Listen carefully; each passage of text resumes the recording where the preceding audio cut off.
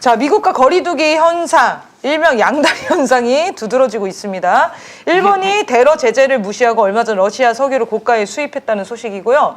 유럽 나라들이 연이어서 중국을 지금 방문하고 있어요. 그리고 사우디는 서방 제재받는 나라들과 관계를 회복하겠다고 발표를 했습니다. 이런 탈미 현상 어떻게 보시는지 분석 좀 부탁드립니다. 사우디는 거의 반미 아닌가요? 네, 이 정도 지금 반미로 돌아섰어요. 말만 뭐 아니라고 할 뿐이지 뭐 거의 반미 국가와 같은 그러니까요. 앵떼를 보이는 게 아닌가 싶은데요. 그 들어보니까 이제 3월에 스페인 총리가 방중을 했었고 지금 현재 프랑스 총리가 방중 네. 중이죠. EU 집행위원장도 방중했고요. 4월 중순에 독일 외무장관이 또 방중을 합니다. 그 전에 뭐 대만 전 총리도 갔었고 심지어 찾아보니까 3월에 일본도 방중을 했었더라고요. 네. 몰랐습니다. 그리고 이탈리아 총리도 네. 상반기 중에 방중할 예정이다, 검토 중이다 이런 얘기가 이 정도면 방중해야 되는 거 아니에요?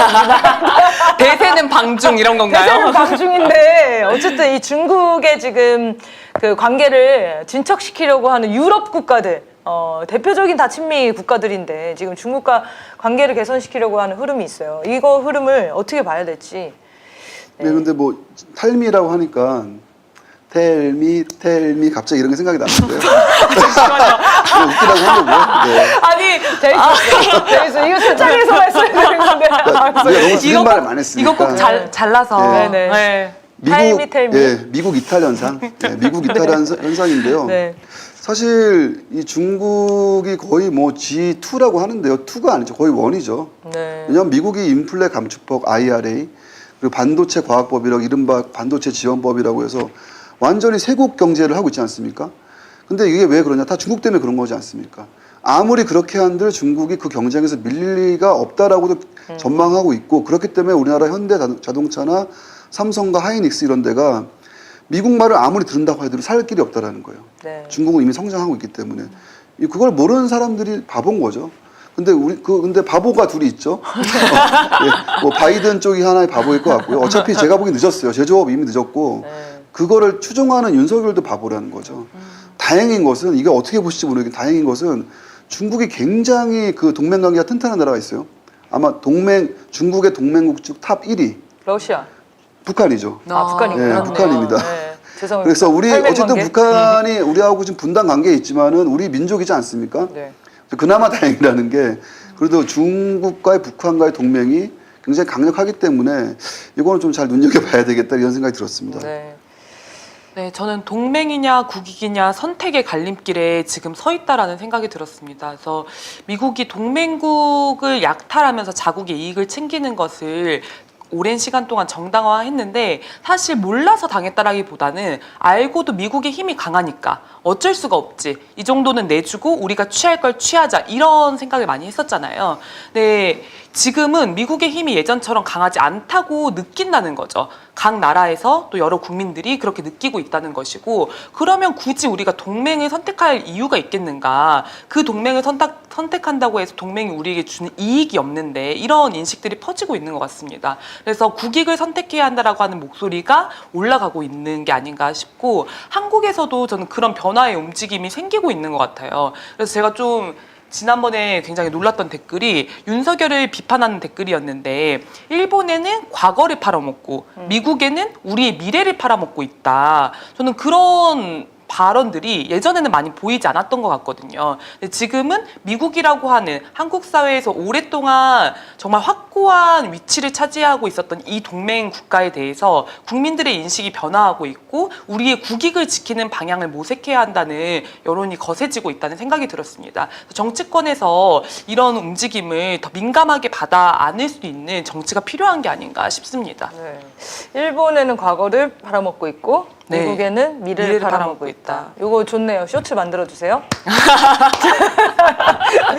자, 어쨌든 이런 이제 세계 판도가 변화하는 거죠. 급변하고 있습니다. 그 급변하는 상황에 맞춰서 우리 나라도 균형 외교를 해야 되는데 네, 매국 외교를 계속하고 있어서 걱정입니다. 자, 그럼 두 번째 얘기요. 저번 주에 하려다가 못했는데요. 권영세 통일부 장관이 대북전단 살포 금지 조항이 포함된 남북관계 발전에 관한 법률, 이렇게 길게 가져왔죠 제가. 대북전단 살포 금지법 이 법이 아주 절대적으로 악법이다. 문법에도 맞지 않아요? 그렇죠. 아주 절대적으로 악법이고 문법에서 맞지 않습니다. 하여튼 이게 3월 9일 날 발언을 했는데요. 대북전단 살포를 다시 하겠다는 의지로 읽히는 발언이었습니다. 대북전단 살포가 시작이 되면 지금 박상학이 무인기로 날리겠다 뭐 이런 얘기들을 하고 있어요. 이 위험 수위가 어느 정도로 높아질 것 같은지 좀 예상하시는 게 있으면 얘기를 해주십시오. 저는 전단 날리면 전쟁 난다고 생각합니다.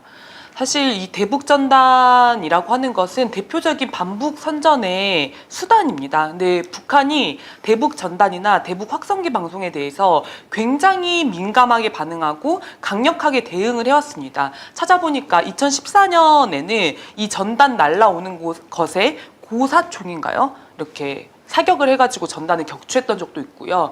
확성기 방송이 재개되었을 때는 포탄 사격을 실시했던 적도 있었습니다. 그리고 김여정 부부장의 담화가 있고 나서 대북전단이 이제 잦아들질 않으니까 남북연락사무소를 폭파하는 일도 있었습니다. 그래서 북한 같은 경우에는 북의 최고 지도자를 굉장히 국가의 구심으로 생각하고 매우 중요하게 생각하는데 이 대북전단이라고 하는 것이 그 최고 지도자를 깎아내리고 모욕한다라고 그 내용으로 채워져 있다고 보기 때문에 굉장히 민감하고 체제를 전복시키려고 하는 시도라고 읽고 있습니다. 그래서 대북전단을 날리는 것은 사실상 선전포고다라고 북한이 이야기를 하기도 했었어요. 그렇기 때문에 지금 남북관계가 최악의 이 행로를 걷고 있는데 이런 상황에서 대북전단이 날아가면 반드시 전쟁이 날 수밖에 없다 이런 생각이 듭니다. 네.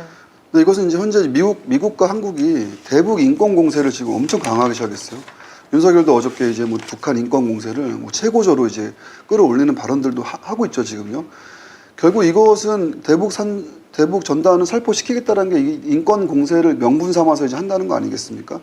저는 대북 인권 공세를 사실 보면은 떠오르는 게 오히려 저는 이재명 대표가 떠올라요. 그러니까 이재명 대표의 어떤 그런 개혁, 그리고 국민들의 개혁 열망들을 뭘로 지금 짓밟으려고 하는 거냐, 뭐 대장동, 성남 FC, 마치 이런 식으로 이재명 대표, 민주당 당 대표에 대한 이 얘기가 아니라 마치 개인의 비리가 있다라는 식으로.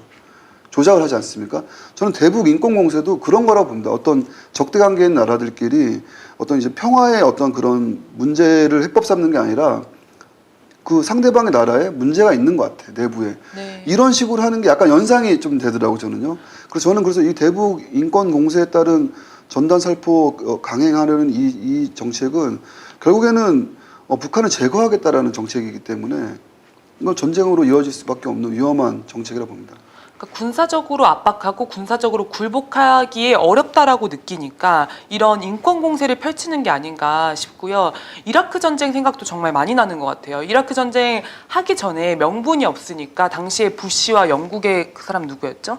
영국 총리? 그 사람들이 방송 나와서 하는 얘기가 사담 후세인이 얼마나 악마 같은 인물인지, 전쟁을 일으키기 전부터 전쟁을 일으키기 난 후에도 그런 여론 공세를 계속 끊임없이 했었습니다. 이라크의 인권 상황이 얼마나 후진적이고 여성과 아이들이 얼마나 탄압받고 있으며, 근데 실제 그 전쟁이 일어나고 나니까 이라크의 인권 상황이 더 좋아진 게 아니라 오히려 더 심각하게 악화됐다는 것도 드러나고, 또 미국이 그 안에서 이라크인들을 상대로 저질렀던 잔혹한 성고문이라든지 학살 같은 반인권적인 행태가 국제적 논란이 되었잖아요. 그래서 저는 북한에 대한 인권 공세, 그거의 연장선상에서 이루어지는 대북전단 살포도 비슷하게 전쟁을 준비하는 흐름에서 이루어지는 것이 아닌가 싶었습니다.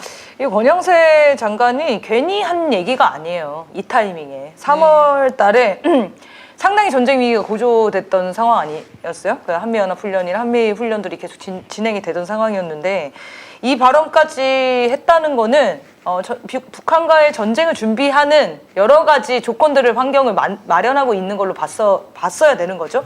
지금도 그렇게 예상이 되고요. 그리고 댓글에 그런 분들이 있으시더라고요. 전쟁 그렇게 쉽게 안 난다. 이거 뭐 대북전단 날린다고 전쟁 나냐 이렇게 얘기하시는 분들이 있는데 전쟁이야말로 정말 쉽게 납니다. 전면전이라는 게 뭐 언제 몇 월 며칠까지 군사 무기를 어떻게 준비해가지고 뭐 그런 계획대로 날 수도 있지만 누군가의 실수로 인해서 전쟁이 날 수도 있는 거예요. 이게 실제로 북한이 요격한다고 하잖아요.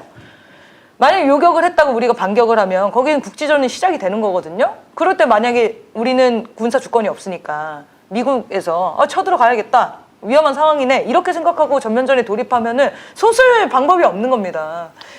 그래서 이 전쟁이 쉽게 나겠냐 이런 인식이 가장 위험한 것 같아요. 근데 그런 인식이, 그런 이야기들이 왜 나올까 생각을 해보면 저는 전단을 그냥 종이라고 생각해서 그런 것 같아요. 그러니까 종이 하나 보내는 그쵸. 건데 그게 북한에 실제 가닿는지 안 가닿는지도 모른다는데 뭘 그렇게 예민하게 생각하냐 이렇게 생각하는 것 같은데, 이 전단은 종이 한 장이라고 하는 것이 본질이 아니라 북한의 최고 지도자와 체제에 대한 모욕과 모독이 담겨 있는 게 핵심이라는 거죠. 그리고 북한은 그거에 네. 대해서 굉장히 예민하게 반응을 하고 있잖아요. 그러니까 이게 우리가 어떻게 바라보는가가 아니라 북한이 어떻게 바라보는가가 중요한 거예요. 북한은 그 체제와 제도와 국가의 구심을 최고 지도자로 보기 때문에 이것을 막는 것이, 이것을 응징하는 것이 국가를 지키는 일이라고 생각한다는 거죠. 그러면 우리의 기준으로 판단을 하는 것이 아니라 북한에서 어떻게 판단하고 반응할 것인지를 기준으로 이 사안이 얼마나 심각한 사안인지를 봐야 한다는 겁니다. 우리 선생님 댓글에서 토니 블레어. 토니 블레어. 부시 F들. 세상. 윤병우 선생님 대단하시네. 그리고 부시 F들. 오랜만에 생각나네요. 부시 진짜. F들. 너무 세계 정세를 다 빠삭하게 알고 계세요. 제가 한 가지만 더 보태면요. 이분들이 표현의 자유라는 얘기를 하잖아요. 전 이게 되게 웃긴데 북한 사람들한테 뭘 표현의 자유를 적용해달라고 하는 거예요? 그러니까 우리나라끼리 있으면 알겠어요. 좋아요. 그런 얘기 하는 건 알 수 있겠는데 북한 사람들이 싫다는데, 내가 싫다는데 난 이걸 표현하고 싶어. 너네 나라는 무조건 이걸 받아야 돼. 이거야말로 얼마나 일방적이고 폭력적입니까? 미국의 국무부의 인권보고서에서 당시에 민주당 국회의원들이 이 대북전단 세포 금지법을 통과를 시키니까 반인권적인 법이다. 그러니까 표현의 자유를 억압하는 거다. 이렇게 입장을 냈었죠. 근데 미국이 왜 이런 입장을 냈는가 또 살펴보니까 이 악질적인 탈북자들의 대북전단 세포를 지원하는 그 돈이 미국의 인권단체에서 나온다는 거예요. 근데 그 미국의 인권단체에 돈을 대주는 곳이 미국의 CIA나 이런 정보기관이 배우다라는 이런 의혹 제기가 있었습니다. 그건 뭐 의혹이 아니라 사실로 밝혀진 거고요. 이미 네, 밝혀진 거고요. 네. 뭐 미국에서는 그런 자금들을 투명하게 집행하더라고요. 네. 근데 이제 제가 이제 아까 극우화의 어떤 문제를 얘기하셨는데 지금 나치하고 윤석열하고 같아요. 나치도 정권을 잡고 전쟁을 일으키기 전에 첫 번째 했던 거 정치 정적 제거. 두 번째 노조 해산. 그리고 이제 지금 말씀하신 이런 인권 공세 명분, 뭐 유대인이 우리 뭐 게르만 민족 어떻게 했다라는 식으로 이런 식으로 상대방에 대한 어떤 이런 명분을 잡기 위한 이런 어떤 되게 인종주의 같은 거긴 했지만 지금 비슷한 거죠. 사실 비슷한 거죠.